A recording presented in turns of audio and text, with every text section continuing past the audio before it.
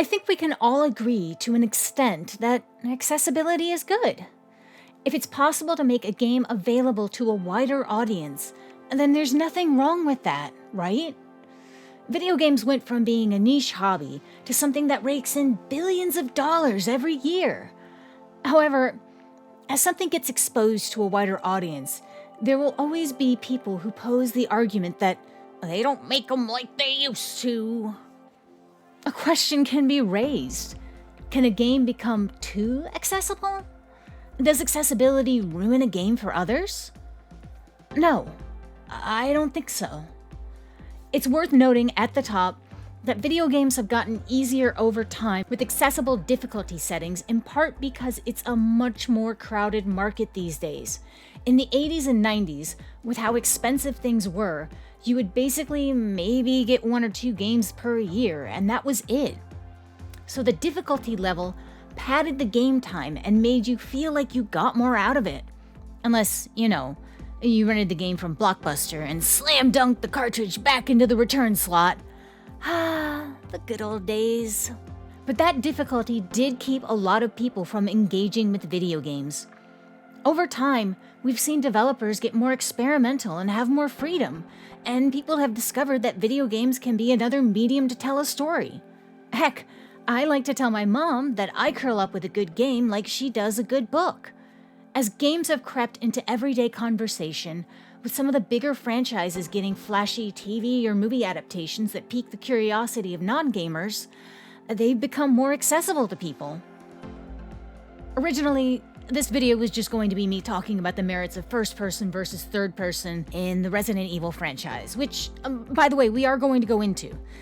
But I feel like that is a small part of a wider conversation about accessibility in games. So we're going to start small with Resident Evil and expand into other games, accessibility options or lack thereof, and if it affects the community's enjoyment as a whole. So let's talk about it. Spoiler alert. I'm a huge fan of all kinds of accessibility. We'll get to that, but let's talk about Big Daddy survival horror first. Resident Evil 7 marked a shift for a franchise that sorely needed it. After Resident Evil 6, which many felt was a bloated mess, the 7th game stripped everything back and went back to its survival horror roots. And in a franchise first, the game was entirely in first person rather than the third-person view we've been used to. This helped create a sort of claustrophobic feeling, enhancing player immersion in the suffocating Baker house. The game was genuinely scary. There were times when you'd feel utterly defenseless, even though you were just as armed as you would be in, say, Resident Evil 2. Since it continued the story from RE7, the 8th game, Resident Evil Village, was also in first person. And while the village was much more open than the tight corners and dimly lit areas in the previous game, the perspective continued to add to the immersion. You could easily be blindsided by enemies, upping the tension and the fear factor. However, it was also a bit of a nightmare for people who don't care for first-person POV games, but are invested in the story and the lore of Resident Evil games. So it was a boon when it was announced that with the DLC for Village, that a third-person mode would be added. When this mode was released, there were some detractors, and their points were valid. The game wasn't designed with third person in mind, and it felt tacked on and like it ruined the immersion in some parts. Also, we never saw Ethan's face, but I thought that was hilarious. So let me be upfront. I don't like first-person Resident Evil games. They just don't play the same for me. I've played a bit of 7 originally before I had to stop just because the POV wasn't working for me. I'm not someone who gets motion sickness because a game is in first person. I just didn't like how it felt. I had to wait for the DLC to play RE8 because I knew I wouldn't enjoy it personally if I played it at launch. So, for me as a player, I liked and appreciated this janky little mode that they patched into the game. Game switching between POVs is nothing new. Skyrim does it with the push of a button, for example. That game is clearly made for the first-person POV because immersion, but the third person is available for those who get motion sickness, and it plays like normal, albeit kinda weird. When it comes to Resident Evil Village, however, it's a bit different. Look, this game was clearly designed to be played in the first person. They didn't intend on people switching the POV. While doing research for this video, I couldn't find any statements on exactly why they decided to put a third-person mode in.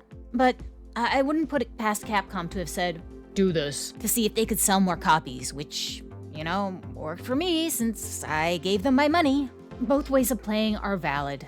Yes, Village was designed with first-person immersion in mind, but the addition of this mode, while kind of strange, opens up the game to more players.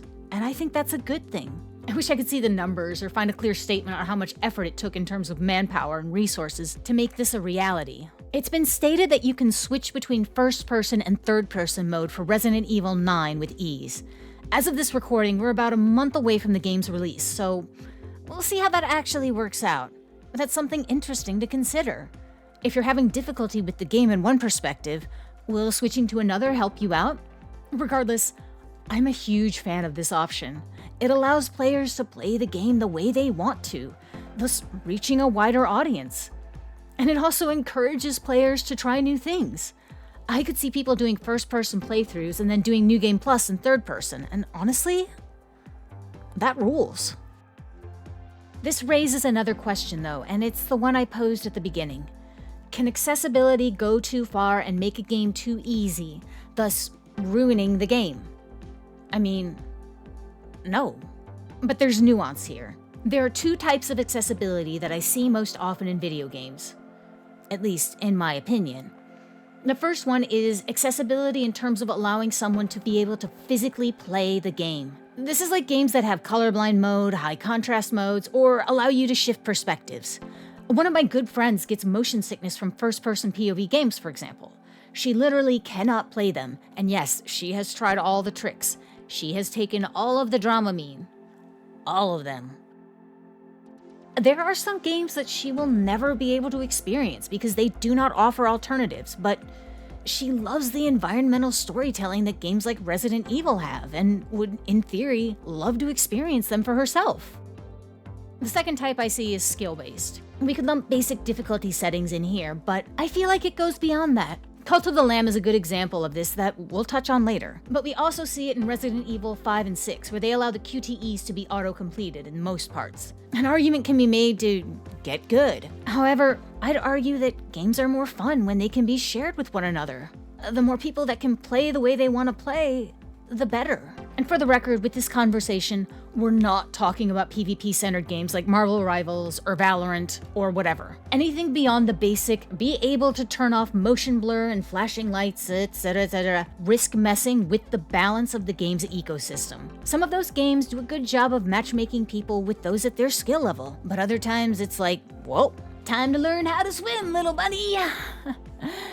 Those games aren't really my cup of tea, so I don't feel confident enough to speak on them when it comes to this topic. I do feel like there's a lot there that needs to be considered as well, but I'm not the person to speak about it. I also think that it's a fair design choice for many Soulsborne-esque games to not include difficulty levels. I appreciate Liza P putting in the option to play in easy baby mode and maybe allow people to dip their toes in and see if the games are for them. But I also get why FromSoft games don't. Elden Ring, for example, is designed to teach you to get good. I am not good at these games, but I'm learning. It's fun. My chat cries a lot. It ultimately depends on the experience the game wants to create, and if it's a competitive one or a hyper-specific one, then yeah, forcing certain settings makes all the sense in the world. Anyway, let's talk about a few games and their accessibility or lack thereof, and whether they help or hinder. First up, Persona 3 Reload. I was so excited for this game when it came out. I was so excited. Persona has been a series I've loved for years and years now, and I remember taking a chance on Persona 3 when it originally came out and being so excited with this insanely cool box in my hands. Being able to replay it the way it was originally intended has been hard. It's like a whole thing with the source code and they could only port P3P. It's a mess. That's why the remake was pretty neat. I almost never pay full price for a game, but I had this sucker pre-ordered and ready to go. And when I finally got to play it, after a few hours, I had to stop. Something felt really, really wrong. And it took me a moment to realize what it was. Motion sickness. I'm someone who gets motion sick playing certain games. It's not too bad, and I can usually mitigate it by changing the FOV, adjusting some other settings, turning off motion blur. Wait, where's the option to turn it off? What the frick? That's right. In the year of our Lord 2020, 2004 when this came out, you can't turn off motion blur in Persona 3 Reload. And in the year of our Lord 2026, you still can't do that on the PS5. If you have the PC version, you can do some tweaks to force it to go off. But if you're on console, you're SOL. To this day, I have not played past the first set of bosses because the game physically makes me ill. It bums me out so much, man. See, motion blur is a major cause of motion sickness because your eyes see blurriness and think there's movement, but your body's like, no. So the rapid movements in Tartarus are a recipe for making someone puke. And that someone is me. And it's not like Atlas doesn't know this. A few months later, they released Shin Megami Tensei 5, Vengeance, on the PS5, and guess what?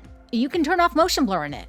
I played that game perfectly fine and had a blast. But to this day, the option to turn off motion blur has not been patched into P3 Reload, as of the end of January 2026, 2 years after the game's release.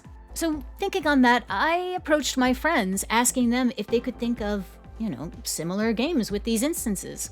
My buddy Haru brought up another very good example, Until Dawn. She said, games like Until Dawn are very cool, but also do things like listen to you, and kill your character if you make a sound in certain segments, or if you move the controller at all in those segments. How does this affect people who make involuntary noise or who have a hand tremor? And obviously, to play with mechanics, you do sometimes have games that won't be accessible to everyone, and that's the thing designers have to swallow. But it should be a consideration and discussion with all these things. And she's right. It's a tightrope that developers need to walk. This isn't like my Persona 3 Reload example. This is something that's integral to the game. Until Dawn is an interactive movie, and the way the developers try to immerse you is by engaging in the PlayStation controller gimmicks. It's a cool use of the technology, but it can lock people out. And this thought hadn't even occurred to me until she mentioned it. I'm not surprised though. Haru always has great observations like this, and I highly recommend checking out her channel where she has some really insightful commentary on the games she plays. I've got a link to her channel in the description below. Check her out. It's a good time. On the other end of the spectrum, the Silent Hill 2 remake by Bloober Team is actually pretty dang accessible. See, the game is dark. I mean in terms of story, yes, but also in terms of visuals. If your TV or monitor sucks or your eyes are bad, you might be having a time as you try to make it through. But there is a solution. High contrast mode. This does make the game easier in that, hey man, I can see you back there. I can see you, hi. But it actually helps a lot more than you'd think. If I was having a problem, I'd switch to high contrast mode for a bit until my eyes adjusted. Then I could switch back and I was totally fine. It was seamless and helped me feel less frustrated with myself as I played the game. In general, there's a lot that developers can do to make their games available to a wider audience. Of course, there are going to be instances like Until Dawn where they'll have to decide whether they want to stick to their original design or if they want to expand it for other people, and that's valid. There's my example about motion blur and whatnot causing motion sickness, but let's also consider people with photosensitivity issues. Not all games have the option to turn things down a bit. And as Haru noted to me, there are a few games like The Last Door which allow you to switch the game's font to a more dyslexic-friendly one. Some of these things are smaller tweaks to games to help players than others. I mean, there's a difference between changing the font and changing your whole POV. All of them are pretty neat though. So, those were all instances of developers making games more or less accessible to people with physical limitations. But what about skill? The oldest accessibility options in the book, of course, are difficulty levels. I do see people get dumped on for picking easy mode, but look, it's a game. Games are meant to be fun, and ultimately the player defines what is fun for them. What's fun for one player may not be fun for another, and that's okay. I played Trails in the Sky first chapter on very easy mode initially, because I had a history of being overwhelmed by that series' systems, and wanted to ease myself in. And you know what? I had a blast. I'm working towards the platinum, but that means playing it on Nightmare mode, and no level of New Game Plus is going to save me there. But that's fine. I was able to learn the game in a more controlled setting, and now I can work my way towards the rest of the trophies. Another instance of accessibility is the experience candies in Pokemon. I don't know if I'd exactly call that skill-based, but they make leveling less tedious and allow for more flexibility when it comes to team building. I've heard people say that using them is cheating, but man, Do people really want to go back to the days where you go through the Elite Four again and again just to evolve Dragonair to Dragonite? That wasn't fun. Sure, you could flex on the other kids in your class, but who cares? Who is going to remember Puff the Magic Dragonite after that week? I digress. Team diversification is really how people won with the XP candies. Before, I would maybe have 7 or 8 Pokemon and would rotate some in and out, but mostly stick with them and try to brute force certain gyms. Now, I can have a wider range of buddies and not worry too hard about having them fall behind. Heck, if I caught a new Pokemon that seemed interesting, I could easily level them and give them a go. And if they seem like cheating to you, okay, you don't have to use them. You can toss them. There's a lot we can complain about in regards to Game Freak's handling of the franchise, but this isn't one of those things. Probably the most buck wild I've seen a game go in recent memory in terms of skill-based accessibility, though, is Cult of the Lamb. It makes sense, though. The game is half roguelite, half cozy sim management. That's quite the contrast. So they made the decision to allow for certain things like, invincibility, stopping the time while on crusades, thus keeping anything from degrading back at home while you're off gathering resources or doing quests, auto-cooking or auto-crafting to keep from wasting resources, and did I mention invincibility? Maybe they should have had it disable achievements and trophies like some games do if you utilize these, but at the end of the day, literally, who cares? Some people could want to play this solely for the cult management. Some people might just want to do the fighting part on the Crusades.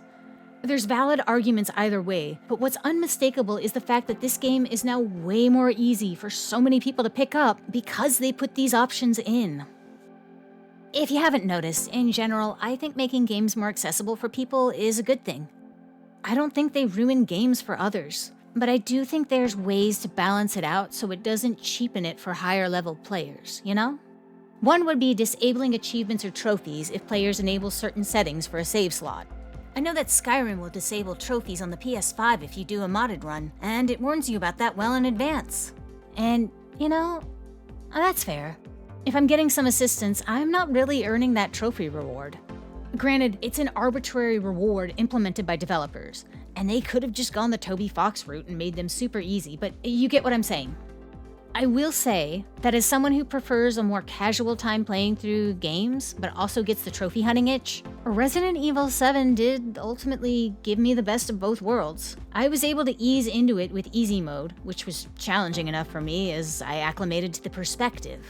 However, to get the Platinum Trophy, I needed to beat Madhouse difficulty, which was quite hard, and with limited saves. I had to really know the game and understand my own weaknesses as a player to tackle it. But also, that's just the kind of person I am. I found that I had a lot of fun strategizing how I'd go about it.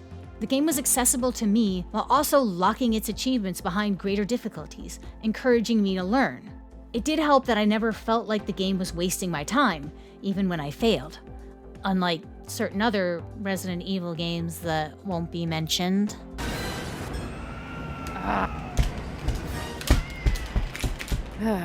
Another way of balancing would be making sure people have the option to play harder modes if they want to. For example, Pokemon has experience share, where all Pokemon in your party get the battle experience, even if they didn't participate. Having the option to turn it off makes it more difficult, harkening back to the Gen 1 days. I think it's cool that a number of games have these insane difficulty modes that unlock once you finish a game for the first time. Want to play it again and hone your skills? Go for it. Godspeed.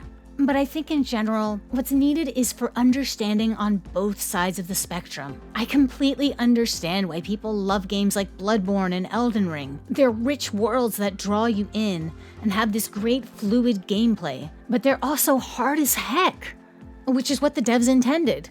The purpose behind these games is for you to learn and grow as a player and genuinely get good, and that's valid. As someone who prefers a more casual experience, I totally get it. Accessibility options in 2026 are only getting better and better. It's nice that games are more available for people to enjoy. Roger Ebert once famously refused to acknowledge that video games could be art, and I think we'd all disagree on that. It's just another visual medium, like film. With that said, I do understand a need for balance and why some games simply do not implement skill-based accessibility. That's completely fair. I also understand why some games have physical limitations. Until Dawn and The Quiet Man, however, are not the same. There is definitely a need for games to have more physical accessibility options, like allowing a player to turn off motion blur, or maybe implementing another font for gamers who would benefit from that. Put in some photosensitivity things. It's really not that hard, and you make so much more money. Those difficult games probably aren't for those gamers either, and that's okay. Like movies and music, there are so many games out there that not every game will, or should for that matter, vibe with every player. It's okay to play at whatever difficulty you want, and that's why they exist in games that have them, to allow for a wider range of enjoyment. The most important part at the end of the day isn't that you build up on your fabled gamer cred, it's that you have fun. Thank you guys so much for watching. If this is your first time seeing one of my videos, hi! I'm Jury, and I'm a variety streamer here on YouTube and Twitch. I put out edited content like this from time to time as I love yapping about media, particularly video games and my feelings about them. If you like what I'm doing, please consider subscribing, liking the video, and dropping a comment in the comments section below. Thanks a lot, and I'll see you in the next video.